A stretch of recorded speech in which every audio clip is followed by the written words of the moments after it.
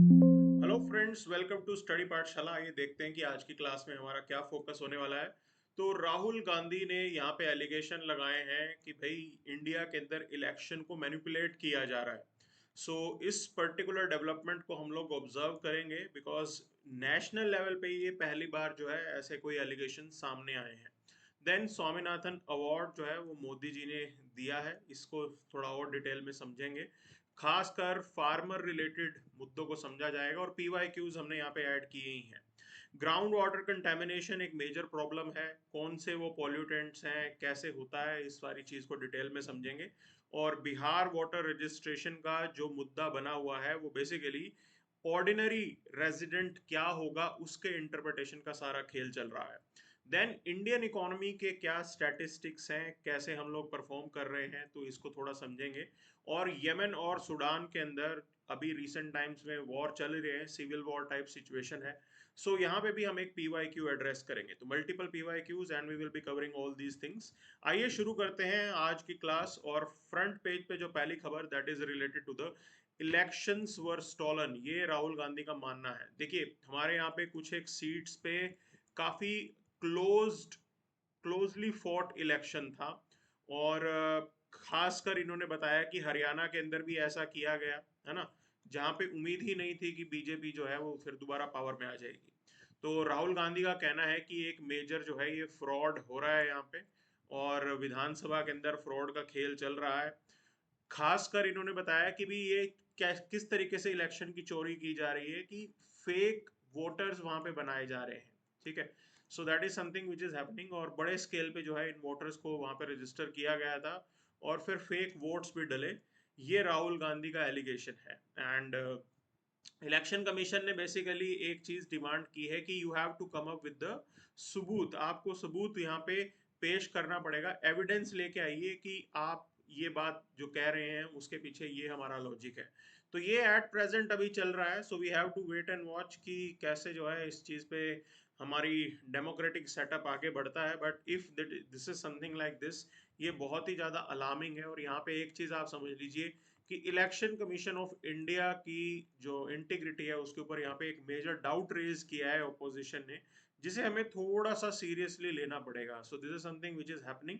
अच्छा, अब एक चीज आप चीज समझिए, ठीक है। देखिए ओपोजिशन जो है वो मुद्दे उठाता है, और ओपोजिशन अक्सर जो है काफी चीजें इंडिया के अंदर आप ये मान सकते हैं कि इलॉजिकल सी होती है। तो अगर राहुल गांधी यहाँ पे कोई एविडेंस नहीं दे पाए तो this is another illogical thing जो यहाँ पे रेज की जा रही है। अब इस क्वेश्चन को देखिए, प्रीलिम्स 2017 का क्वेश्चन, ये कह रहा है कि election commission is a 5 member body. तो 3 मेंबर बॉडी है ये, ठीक है, इसलिए ये स्टेटमेंट गलत है। फिर सेकंड कह रहा है कि union home minister decides the election schedule, नहीं, ये तो भाई ECI election commission of India decide करता है। Again this is wrong. और थर्ड स्टेटमेंट कह रहा है कि it resolves the dispute related to the split and merger of recognized political parties. This statement is absolutely correct, बिल्कुल ये सही है। अगर आपको ध्यान होगा शिवसेना का जो पूरा का पूरा डिस्प्यूट चल रहा था उसके अंदर इलेक्शन कमीशन ने ही चीजों को डिसाइड किया था। This is something which is there, and इस हिसाब से आंसर जो है आपका डी आंसर बन जाता है। ठीक, तो ये सारी चीज याद रखनी है। देखो free and fair election India में करवाना है, और फ्री एंड फेयर इलेक्शन हमारे यहाँ पे एक इम्पॉर्टेंट एंटिटी मानी जाती है। ये इंडियन डेमोक्रेसी की स्ट्रेंथ आप बोल सकते हो कि अब तक हम ये मानते हैं कि हमारी डेमोक्रेसी बिल्कुल फ्री एंड फेयर इलेक्शन करा रही है, और एक तरीके से we take pride in that, है ना। लेकिन अब इस तरीके के एलिगेशन अगर लगेंगे तो definitely there should be some, you can say, investigation into this. और यहाँ पे मैं तो ये कहता हूँ कि जुडिशियल इन्वेस्टिगेशन होनी चाहिए, okay, by the Supreme Court जज। Let them investigate and then will see कि क्या एग्जैक्टली exactly इसके अंदर है। बिकॉज पॉलिटिकल गेम्स तो ऐसे ही खेलते रहेंगे ये, और ब्यूरोक्रेटिक चीजों से हमें कोई सत्य का ज्ञान नहीं होने वाला यहाँ पे। That is the reality. तो ये सारे पॉइंट्स आपको समझने हैं। अब आगे चलते हैं। Next news that is to be covered, Modi ji ने फार्मर वेलफेयर का मुद्दा यहाँ पे बिल्कुल हाईलाइट किया। और बेसिकली ट्रम्प जो यहाँ पे टैरिफ का गेम खेल रहा है, बेसिक उसको लेके मोदी जी ने स्टेटमेंट दिया है कि we have to protect our farmers, हम अपने फार्मर्स से पीछे नहीं हट सकते हैं। There is a political cost, ठीक, उसका नुकसान होगा। और पॉलिटिकल कोस्ट जो है ये कोई भी लीडर यहाँ पे नहीं झेल सकता इंडिया के अंदर। तो ये बिल्कुल क्लैरिटी के साथ आपको समझनी है। दूसरी बात आपको ये भी जाननी होगी कि भाई अक्सर जो है ये एलिगेशन लगता था कि सूट बूट की सरकार है ना, तो उस पर्टिकुलर इमेज से भी मोदी जी जो है बाहर आना चाहते हैं, and it's a great thing कि भी he is looking forward to protect farmers, और जरूरी है ये फार्मर के इंटरेस्ट को प्रोटेक्ट करना। जो भी है उनका इलेक्टोरल जो वोट बैंक पॉलिटिक्स है, what ever it is, will not get into this.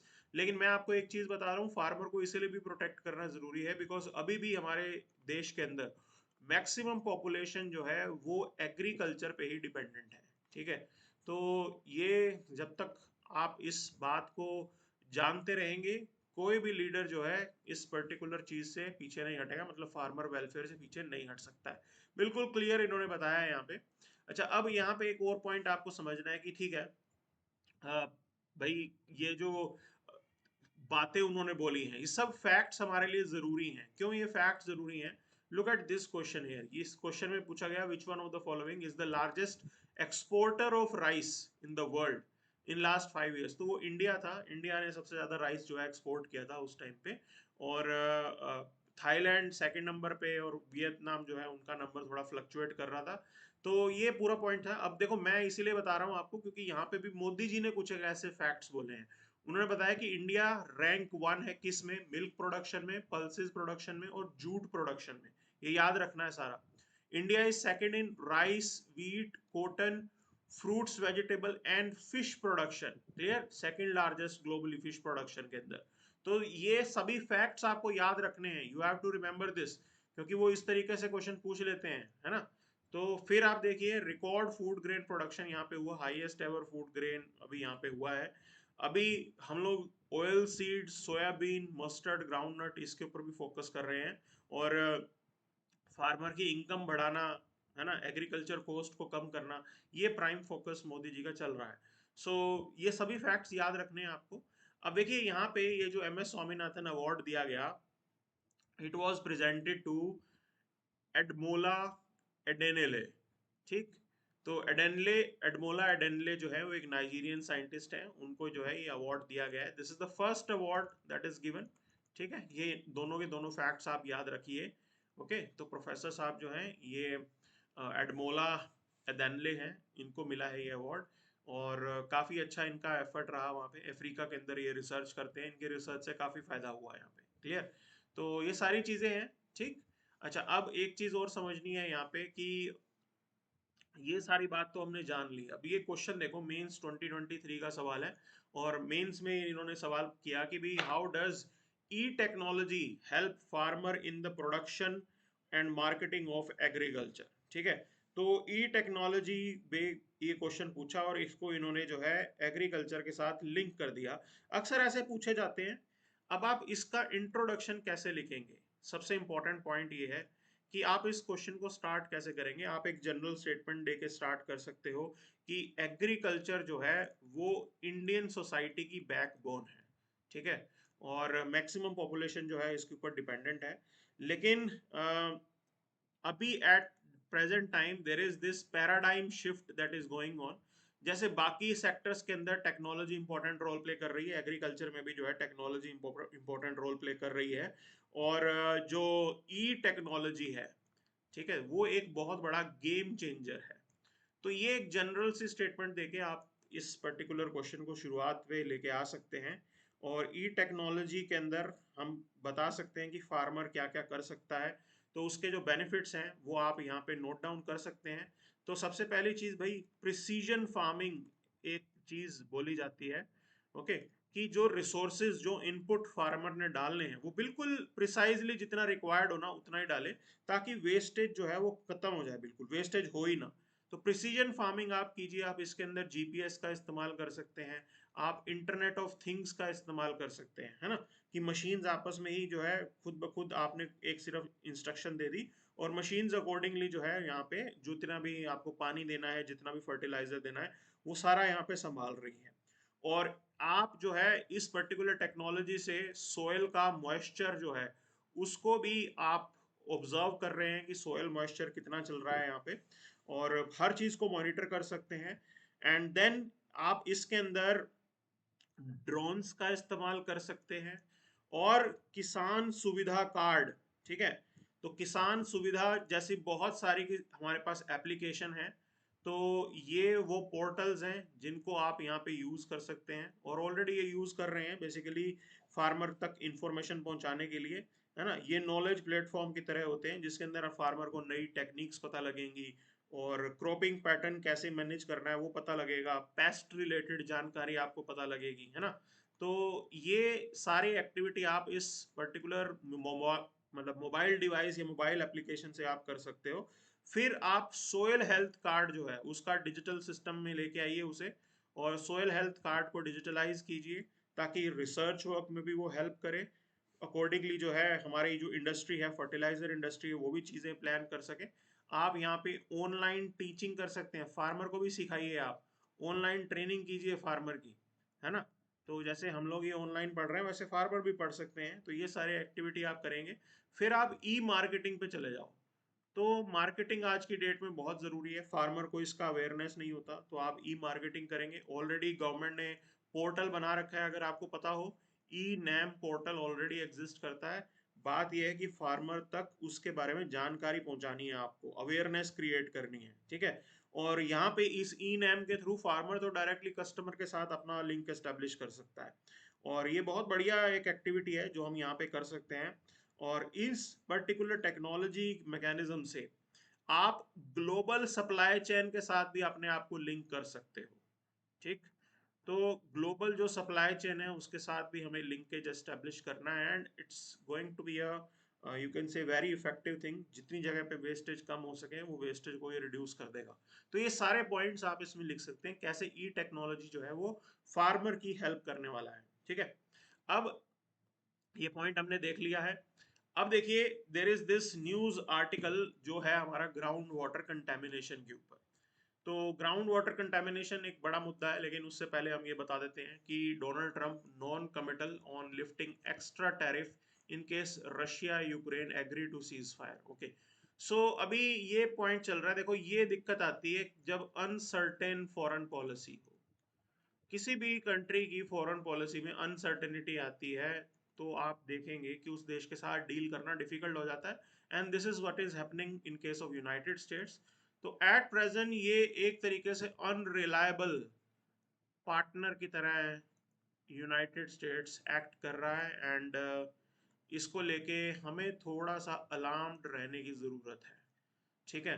अब ये बात समझिए आपकी, why we are not buying defence equipment from United State, ठीक। क्यों हम बाय नहीं कर सकते? बिकॉज यूएस का कुछ पता नहीं है, यूएस कभी भी सैंक्शन लगा सकता है किसी भी चीज को लेके, because they use sanction so frequently, मजाक मजाक में वो सैंक्शन यूज करते हैं। तो हम कभी भी यूएस के ऊपर रिलाय नहीं कर सकते कि नई लीडरशिप आएगी वो कहीं भी कैसे भी एक्ट करेगी, और उस केस में आपको नुकसान हो जाएगा। तो हम इस चीज से जो है कम्प्लीटली बच के रहना चाहते हैं। आप जो है एग्जिस्टिंग रिलायबल फ्रेंड्स की तरफ जाइए, रशिया के साथ अपना एंगेजमेंट जो है वो आप मेंटेन करके रखिए, एंड वैसा ही हम कर रहे हैं, है ना। इसीलिए हम जो है रशिया के साथ रेगुलरली मीटिंग कर रहे हैं, and Putin is going to visit India. तो वो इंडिया भी आएंगे और ये पुष्टि हो चुकी है, and that is going to be a great news. Okay, and Russia के साथ खासकर पे हमारा ये इंटरेस्ट है। देखो, हमें 5th जनरेशन फाइटर जेट का पूरा काम करना है, लेकिन हम अब करेंगे क्या, हम सुखोई को, ये इंडियन फ्रूगल अरेंजमेंट है, अपग्रेड करेंगे। Okay, 5th generation fighter jet is going to be very costly. अब आप सुखोई को अपग्रेड करोगे, एंड उसके लिए रशिया की हेल्प की जरूरत पड़ती ही पड़ती है हमें। एक बात आपको और समझनी है कि देखो, ब्रह्मोस जो मिसाइल है वो मिसाइल सुखोई के साथ क्यों लगती है और रफेल के साथ क्यों नहीं लगती है, ठीक है। ये पॉइंट समझना है। तो इसलिए है बिकॉज फ्रांस और ये वेस्टर्न कंट्रीज जो हैं ये इसका सोर्स कोड नहीं देते हैं। तो जो इंडिजिनस वेपन है हमारा खुद का बनाया हुआ, उस इंडिजिनस वेपन को आप रशियन टेक्नोलॉजी के साथ लिंक कर सकते हो, बिकॉज रशिया रेडिली हमें जो है सोर्स कोड दे देता है। तो ये समझिए आप क्यों जरूरी है हमारे लिए रशिया। ट्रैक ट्रांसफर की बात करेंगे तो टेक ट्रांसफर में भी रशिया जो है वो इजीली हमारी हेल्प करता है। हमने जितना सामान यूनाइटेड स्टेट से लेना था हमने ले लिया, हेलीकॉप्टर ले लिए हैं उनसे, जो है आप ये मान सकते हैं ट्रांसपोर्ट एयरक्राफ्ट ले लिए हैं, अब और ज़्यादा हमें ज़रूरत उनसे नहीं है। Israelis they are ready to help France, वो अभी हेल्प कर रहे हैं बट वो भी पूरा नहीं करते हैं। रशियंस रशियंस तो कम्प्लीटली हेल्प करते हैं हमारी, तो हम किसी भी हालात में रशिया से पीछे नहीं हट सकते हैं। अच्छा, नई जो एनसीईआरटी है उसके अंदर वॉर हीरोज के ऊपर चैप्टर ऐड किए गए हैं, तो सैम मानेक शॉ के बारे में बातों को बताया गया है ना, एंड मेजर शैतान सिंह के बारे में यहाँ पे बताया गया है, so it's a good thing. Somnath Sharma ji हैं, उनके बारे में बताया गया है। ब्रिगेडियर मोहम्मद उस्मान के बारे में बताया गया है, तो बहुत बढ़िया मतलब ये एड-ऑन्स हैं, इन्होंने बहुत इंपॉर्टेंट रोल प्ले किया है हमारे, यू कैन से, इंडिया पोस्ट इंडिपेंडेंस टाइम में। तो ये बात समझिए आप। ठीक, अभी आगे चलते हैं। So we have covered this, ये तो कवर कर लिया है हमने। Okay, then there is this news, anxious family wait for the updates on Dharali. अब देखो धराली के अंदर मैं पहले भी बता रहा था, अब ये पहले ऐसे यहाँ पे हैबिटेशन थी, और ये एक तरीके से ये नेचुरल फ्लो ऑफ वाटर था, वहां पे पूरा शहर बसा दिया। और मैं आपको ये बता रहा हूँ, जो लोग यहाँ पे रह रहे थे दे वर सेफ, वो सेफ था क्योंकि यही इलाका पूरा का पूरा डूबा है। ठीक है, तो अगर आप नेचर के साथ खिलवाड़ करोगे, वो इस तरीके का खिलवाड़ था। How you could have allowed, जब वहां पे वो पूरा पानी के आने का रास्ता था, और आपने किस तरीके से वहां पे कंस्ट्रक्शन अलाउ किया, सब कुछ हमें सोचना पड़ेगा ना, ये सभी सवाल जरूरी हैं। ये बहुत बड़ी जो है, आप मान सकते हैं कि गवर्नेंस की प्रॉब्लम है, कि किसी ने क्लियरेंस दिया होगा, सारे पॉइंट्स यहाँ पे ऐड होने चाहिए। ओके, सो ये बात समझिए, फ्यूचर में हमें जो है इस प्रॉब्लम को डील करना है। गवर्नेंस जब तक आप इंप्रूव नहीं करोगे, प्रॉब्लम एज इट इज चलती रहेगी। अब बात करते हैं ग्राउंड वाटर कंटेमिनेशन के ऊपर, तो बहुत सारी बीमारियां जो हैं इससे हो रही हैं। तो ground water sustain over 85% of rural drinking water and 65% of irrigation needs. Okay, so सब लोग, हम लोग खासकर ग्राउंड वाटर के ऊपर डिपेंडेंट हैं। अब पब्लिक हेल्थ क्राइसिस हो गया है ग्राउंड वाटर कंटेमिनेशन की वजह से।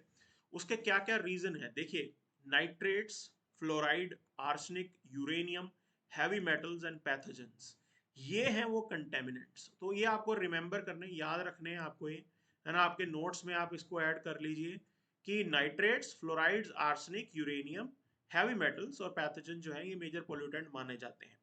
अब देखिए इसके हेल्थ इंपैक्ट क्या है। फ्लोराइड जो है वो आपके डेंटल और स्केलेटल सिस्टम को डैमेज करता है, फ्लोरोसिस हो जाता है, राजस्थान और मध्य प्रदेश में खासकर ये देखा गया है। आर्सेनिक पॉइजनिंग से कैंसर और न्यूरोलॉजिकल डिसऑर्डर्स देखे गए हैं, मतलब बिहार और वेस्ट बंगाल में ये प्रॉब्लम्स काफी हाईलाइट हुई हैं। नाइट्रेट से ब्लू बेबी सिंड्रोम, और इस केस में हॉस्पिटलाइजेशन जो है वो इंक्रीज हो जाता है। हैवी मेटल्स से क्या होता है, अगर आपके पानी में हैवी मेटल्स हैं, एनीमिया होने का डर है, और आपका जो डेवलपमेंट है बच्चे का वो डिले होने लगेगा। न्यूरोटॉक्सिसिटी होती है इसके अंदर, है ना, ब्रेन की जो ग्रोथ है वो नहीं हो पाती। और सीवेज इन्फिल्ट्रेशन से भी होता है नुकसान। कई जगहों पे ऐसा है कि सीवर का पानी जो है वो ग्राउंड वाटर में चला जाता है, तो उसमें कोलरा, हेपेटाइटिस, डिसेंट्री, इस जैसी बीमारियां जो हैं ये हो जाती हैं। तो ये सारी चीज आपको याद रखनी है, ये मैं बता रहा हूँ आपको, ये आज की जो न्यूज है ये बहुत इंपॉर्टेंट है। You will find question on this particular issue, आपको इस मुद्दे पे सवाल मिलेगा ही मिलेगा। आप कोई सा स्टेट सर्विसेज या यूपीएससी का सवाल उठा लीजिए। ठीक है, तो अभी क्या है, हमें जो है प्रॉब्लम फेस करनी पड़ती है, और मेजर मुद्दा क्या है, जो रेगुलेटरी फ्रेमवर्क है वो फ्रेगमेंटेड है। पहले चीज आपको समझो, देखो हम ना सरफेस वाटर को अलग एजेंसी से मैनेज करवाते हैं और ग्राउंड वाटर को अलग एजेंसी से मैनेज कराते हैं। ये समझिए, ये बड़ी दिक्कत है हमारे यहाँ पे। ओके, कैसे आप इन दोनों पानी को अलग लेके चल सकते हैं, तो फ्रेगमेंटेड सिस्टम। एग्जिस्टिंग लॉज जो है वो बिल्कुल ही वीक कानून है, उसके अंदर ज्यादा आपने पावर्स नहीं दी हैं। वीक एनफोर्समेंट है, जितना कानून खराब है उससे खराब उसका इम्प्लीमेंटेशन होगा। और कोई कोऑर्डिनेशन नहीं होता, है ना। आपका जो स्टेट पोल्यूशन कंट्रोल बोर्ड है, या फिर जो आपका सेंट्रल ग्राउंड वाटर बोर्ड है, जल शक्ति मिनिस्ट्री है, इनके बीच में कोई कोऑर्डिनेशन नहीं है, सब अलग अलग अपना अपना काम कर रहे हैं, तो यूनिफाइड एफर्ट नहीं होता। फिर ओवर एक्सट्रैक्शन है, पोल्यूशन है, ये सभी रीजंस आ रहे हैं। जेनोमिक और ह्यूमन इंड्यूस्ड फैक्टर्स आप देखिए, जियोजेनिक जो टॉक्सिन्स है, आर्सेनिक, फ्लोराइड, यूरेनियम, वो ओवर यूज के कारण ज्यादा उसके अंदर मोबिलाइज हो रहे हैं, ज्यादा ऐड हो रहे हैं। तो ये सबसे बड़ी दिक्कत आ रही है, ओवर एक्सप्लोटेशन जहां होगा वहां ये प्रॉब्लम्स आएंगी ही आएंगी। तो आपको एक तो पहली चीज गवर्नेंस और रेगुलेशन को स्ट्रेंथन करना है, टेक्नोलॉजी का इस्तेमाल कीजिए, geo information you can say systems का इस्तेमाल कीजिए आप यहाँ पे। और आपको हेल्थ इंटरवेंशन को लेके चीजें संभालनी पड़ेगी। टारगेटेड डीफ्लोराइडेशन जो है इस पे काम करना पड़ेगा, आर्सेनिक रिमूवल पे काम करना पड़ेगा। पहले आप आइडेंटिफाई करो जहां जहां पे आर्सेनिक पॉइजनिंग हो रही है, यू आइडेंटिफाई दो एरियाज और वहां पे आप इंप्रूवमेंट करो। और सॉलिड वेस्ट मैनेजमेंट भी हमें इंप्रूव करना है, अवेयरनेस क्रिएट करनी है, all these things have to be done. Clear? अब देखिए ये प्रीलिम्स 2022 का सवाल, इन्होंने बताया कि इनमें से कौन सी ऐसी जो बॉडी है वो एनवायरमेंट प्रोटेक्शन एक्ट 1986 के अंदर बनाई गई है। तो answer to this is central ground water authority. ठीक है, सी इसका आंसर है। तो वो इसके सेक्शन 3 के अंडर जो है इसको बनाया गया है। तो सिंपल सा क्वेश्चन था ये, बस पता होना चाहिए हमें, है ना। चलिए आगे। तो बिहार के वाटर रजिस्ट्रेशन का मुद्दा जो है वो एक बार फिर सामने है। अब कुछ एक डाटा आपको समझना है कि देखिए हमारे यहाँ पे तकरीबन 15 करोड़ वोटर ऐसे होंगे, मतलब वो माइग्रेंट्स हैं बेसिकली, काम काज के लिए, अपने लिविंग रिक्वायरमेंट के लिए, लाइवलीहुड के लिए वो दूसरे स्टेट में माइग्रेट करते हैं। और 11% ऑफ इंडियन पॉपुलेशन वो फॉर्म करते हैं, and it's a very big number.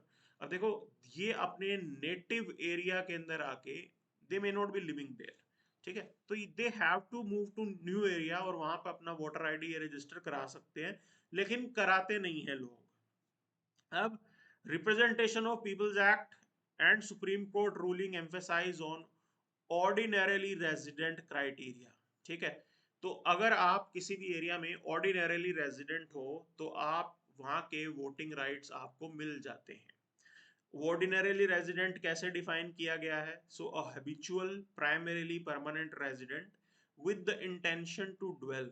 ठीक है, तो अगेन अनसर्टेनिटी, भाई कोई आप नंबर डाल देते भी इतने सालों से कोई रह रहा है कोई नहीं रह रहा है, वो बिल्कुल एक तरीके से लॉजिकल होता है और फैक्चुअल होता है, उस बेस पे काम भी आसान हो जाता है ना। अभी क्या है कि many migrants they do not possess documents like Aadhaar but faces challenges in registering and exercising their vote in new residences। तो लोगों के पास अगर आधार नहीं है, डॉक्यूमेंट्स नहीं है, तो नई जगहों पे जाके वो अपना वोटर जो है कार्ड नहीं बनवाते हैं। दूसरी चीज, they don't associate themselves with that area. बहुत से ऐसे लोग हैं उनको ऐसा लगता है कि they will make money and वो पैसा कमा के they will again move back. Okay, तो वो वापस चले जाएंगे, कोई परमानेंट पॉइंट से वो लोग उस एरिया में आए ही नहीं है, उनको ये लगता है कि थोड़े टाइम के लिए हमें यहाँ पे रहना है टेम्परेरीली। तो उसको लेके अपना वोटर जो है, वोटिंग सिस्टम हम क्यों शिफ्ट करवाएं? सो दे कीप देयर वोटिंग जो ओरिजिनल था उसी के पास वो रहने देते हैं और दूसरी जगह पे वो नहीं जाते हैं। ये उनकी पर्सनल चॉइस है, ठीक है, लेकिन अब जो है वो पुरानी जगह से तो नाम कट जाएगा अगर वो डॉक्यूमेंट नहीं दे पाएंगे, है ना, ये दिक्कत आएगी यहाँ पे। तो लीगल डिस्क्रिपेंसीज है, तो election commission supports voter registration based on current residence, बिल्कुल, और इन्होंने डाला है ये सारी चीजें। लेकिन अब जो डिबेट ये चल रही है कि इनका नाम वोटर लिस्ट से रिमूव हो जाएगा, जो बिहार के अंदर ये पूरी एक्टिविटी चल रही है नाउ। इसमें से बहुत से लोग ऐसे होंगे जो ये सोच रहे होंगे कि हम जो है वापस बिहार जाके वोट करेंगे, जब वोट अनाउंस होगा they will move back and अपने होम स्टेट में जाके वो रहेंगे और वहां पे जाके वोट करेंगे। But at present they are staying somewhere else, अभी वो कहीं और रह रहे हैं, लेकिन वोट वो जरूर अपने ही एरिया में करना चाहते हैं। तो some of them might be thinking in that direction, बहुत से इसमें ऐसे लोग हो सकते हैं। अभी कब होगा कैसे होगा we don't know, but they might be having this thing in their mind. ठीक है, तो ये दिक्कत है, अगर प्रेजेंट सिस्टम से चलेंगे तो उनका वोटिंग राइट खत्म ही हो जाएगा, तो ये दिक्कत आएगी ही आएगी। अब देखो रिमोट वोटिंग को फैसिलिटेट करने के लिए पायलट प्रोजेक्ट अनाउंस किया गया था, multi constituency remote you can say electronic machine, EVM machine आई थी। अभी पता नहीं है कि इसका भविष्य क्या होने वाला है। बहुत से इस आइडिया के अंदर लॉजिस्टिक्स जो है वो चैलेंज आते ही आते हैं, है ना, बहुत मुद्दा बनेगा कि कैसे आप इलेक्शन कराओगे, क्या जिस स्टेट में भी ये मशीन रखी जाएगी वहां पे छुट्टी होगी कि नहीं होगी। सारे मुद्दे हैं, लॉजिकल मुद्दे हैं, एंड देखना पड़ेगा कि कब जो है वो जाके सेटल होते हैं, मैनेज होते हैं। सो दिस इज समथिंग जो हमें डिबेट करनी है।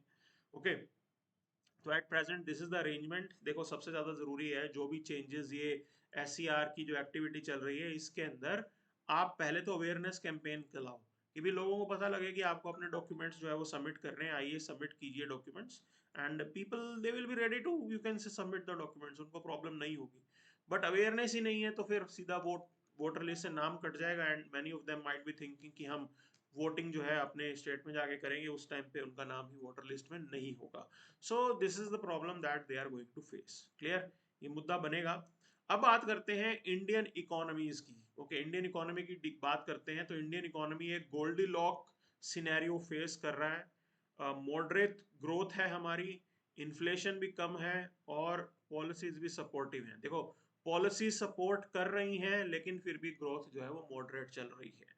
तो ये दिक्कत आ रही है आज की डेट में, और हमें जो है अपने एक तरीके से ग्रोथ रेट को इंक्रीज करना है। That is the point. अब ये गोल्डीलॉक्स सिनेरियो के ये पर्टिकुलर लक्षण है, और आपको जो है ये आप अपने नोट्स में ऐड कर लो कि इकोनॉमी के कंटेक्स्ट में गोल्डीलॉक्स सिनेरियो क्या होता है, कि जिसके अंदर आपका ग्रोथ रेट मॉडरेट चल रहा हो, इन्फ्लेशन भी आपका जो है कम चल रहा हो, गवर्नमेंट की सपोर्टिव पॉलिसी चल रही हो, लेकिन फिर भी रिजल्ट उतना अच्छा नहीं मिल रहा है। तो ये दिक्कत यहाँ पे बताइए। अब देखो यहाँ पे हमारा जो हेडलाइन इन्फ्लेशन था वो काफी कूल डाउन हो चुका है। 4.8 था पिछले साल, अभी 2.82 हो गया है, मतलब बहुत ही कम हो गया है। तो कोर इन्फ्लेशन की बात करें, it is still high, specially due to persistent food inflation. ठीक है, लेकिन फूड इन्फ्लेशन भी काफी कंट्रोल में है, ठीक है, उतने बुरे हालात हमारे अभी नहीं है। And this is the important point. Okay, अभी आपको एक बात समझना है कि देखो ये जो फूड इन्फ्लेशन का इम्पैक्ट है वो सबसे ज्यादा असर जो है वो पुअर सेक्शन को करता है, इसलिए फूड इन्फ्लेशन को हम काफी सीरियसली लेते हैं, बिकॉज ये आपकी परचेजिंग पावर को इम्पैक्ट करता है। ठीक है, जो आपकी कैपेसिटी थी सेव करने की, ये उसको इम्पैक्ट करता है। आपके घर में पैसा बचेगा ही नहीं, आप सब कुछ कंज्यूम करते जाएंगे। सो this is which is highlighted here. अच्छा, अब वेजेस की बात करें तो स्टैग्नेंट वेजेस है यहाँ पे, इनकम इनइक्वालिटी चल रही है ना। तो 2023 में आप देखिए nominal wage up to 9.2%, real wage up to 2.5%। तो ये दिक्कत है यहाँ पे। ओके, तो नॉमिनली तो 9.2 का वेज जो है हमें दिख रहा है, लेकिन रियल में ये 2.5 है, बिकॉज इन्फ्लेशन काफ़ी ज़्यादा रहा, और आपको दिखेगा कि इतना इम्पैक्ट नहीं आया यहाँ पे। क्लियर। अच्छा, अब बात समझिए कि इनकम इनइक्वालिटी की बात करते हैं, तो गिनी कोफिशिएंट जो है हमारा वो काफ़ी डिक्लाइन हुआ है।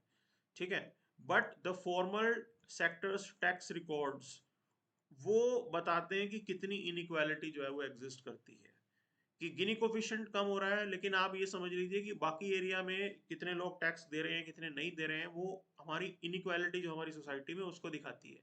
वैसे भी ये पॉइंट रेज किया गया था कि इसके ऊपर डाउट आया था कि कहाँ से डाटा आपने कलेक्ट किया है ना, उस प्रॉब्लम को हाईलाइट किया गया था। Okay, so this is the point. अभी आप देखिए फिजिकल हेल्थ हमारी कैसी है। Fiscal deficit projected to decline from 6.4% to 4.4%। Okay, but still it is high, इसको और भी कम करना पड़ेगा, लेकिन ठीक है हम लोग धीरे धीरे कंट्रोल कर रहे हैं। तो government debt to GDP ratio is at 81%। इसको और रिड्यूस करने की जरूरत है, कम से कम 60% पे लेके आओ, जो डेट टू जीडीपी रेशियो होता है हमारी सरकार का। तो ये सारी चीजें हैं जो हमें यहाँ पे लेके आनी होगी। अच्छा, अब आप इस जो फूड इन्फ्लेशन है उसको आप एड्रेस कीजिए, जो डिस्ट्रीब्यूशनल इनक्वालिटीज हैं वो हमें एड्रेस करनी है, फिजिकल कंस्ट्रेंट जो भी आ रहे हैं उसको आपको सॉर्ट आउट करना पड़ेगा। ये सब कुछ हमें आज की डेट में देखना है, तब जाके आप इस प्रॉब्लम को डील कर पाओगे। देखो इन्फ्लेशन भी अंडर कंट्रोल है, सरकार की पॉलिसी भी अच्छी है, फिर भी ग्रोथ रेट मॉडरेट क्यों चल रही है? उसका एक रीजन है कि भाई प्राइवेट इन्वेस्टमेंट यहाँ पे आ ही नहीं रही है। ठीक है, तो private investment not picking up, ये इंडियन सिनेरियो चल रहा है आज की डेट में।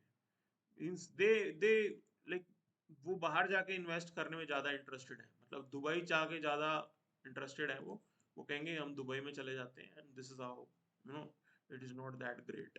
ओके, तो this is the point here. अब यमन और सूडान के अंदर देखिए, दोनों की न्यूज मैंने ऐड कर दी एक साथ।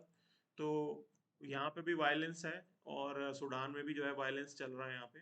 अब ये सवाल देखो, ये 2018 प्रीलिम्स का क्वेश्चन है, इसमें ये कहा गया कि कौन से वो एरियाज है जहाँ पे माल नरिशमेंट चल रहा है, स्टारवेशन हो रहा है।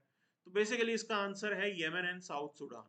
ठीक, तो इस तरीके के फैक्ट्स आपको याद रखने होते हैं, यूपीएससी कभी भी क्वेश्चन पूछ लेता है। ठीक है, अच्छा अब आप इसके अंदर आगे चलिए, तो we have covered this particular point. Okay, और ये आईसीजे का एक ऑब्जर्वेशन था, जिन्होंने क्लाइमेट चेंज के मुद्दे पे अपनी एडवाइजरी दी है। ठीक है, अब ये एडवाइजरी दी है, उन्होंने कोई जजमेंट नहीं दिया, पहला पॉइंट आपको समझना है, लेकिन एडवाइजरी जो है वो एक हिंट देता है कि in which direction they might be thinking, कि फ्यूचर में मान लीजिए कोई मामला जो है इंटरनेशनल कोर्ट ऑफ जस्टिस के पास जाता है क्लाइमेट चेंज के मुद्दे को लेके, तो उस केस में जो है how they are going to act, कि वो एक तरीके से चाहते हैं कि डेवलपिंग नेशंस को मौका मिले, और डेवलप्ड नेशंस जो हैं उनको ज़्यादा एफर्ट करना है। ठीक है, so this is what they point out. तो एक बड़ा मुद्दा है, should there be ceiling on salaries of top management. Okay, तो ये मुद्दा कैसे बना भाई, टीसीएस ने डिसाइड किया 12,000 एम्प्लॉयज़ को वो फायर करेंगे। और उन्होंने कहा कि अगर आपको सैलरी हटानी है तो जो टॉप लेवल की मैनेजमेंट है आप उनको निकालो, उनकी सैलरी ज़्यादा होती है ना। जो 30,000 रुपये महीना ले रहा है उसको आप हटा के क्या ही करोगे। But it's a business decision that they have to take. Okay, मुझे ऐसा लगता है कि प्राइवेट मामलों में ज़्यादा आपको इंटरफेयर नहीं करना चाहिए। ये उनका कॉल है, let them take a call on that, let them decide. तो दिस इज द पॉइंट जो हमें सोचना है। Now other than this, I guess there are these developments. तो इसराइल ने एक इंटरेस्टिंग यहाँ पे सजेशन दिया। उन्होंने कहा कि गाजा को गवर्न करने के लिए कोई अरब बॉडी बनाई जाएगी। ठीक है, बेसिकली अरब फोर्सेस वो लाना चाहते हैं बट नॉट हमास। तो वो किसी भी हालात में हमास को वहां पे दोबारा नहीं चाहते हैं।